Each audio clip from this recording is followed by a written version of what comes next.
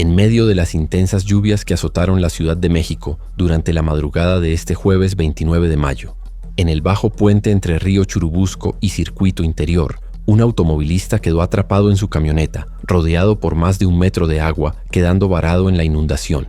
Un policía de la Secretaría de Seguridad Ciudadana acudió a su auxilio, se sumergió en las aguas negras para llegar hasta la camioneta atrapada. Con maniobras cuidadosas, logró abrir la puerta y ayudar al conductor, mientras otro uniformado llegaba para asistirlos. Finalmente, entre ambos logran sacar al hombre y trasladarlo a un lugar seguro.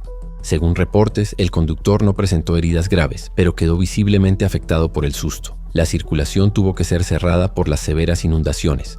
Además del vehículo particular, un microbús también quedó varado en la zona, requiriendo asistencia de los servicios de emergencia.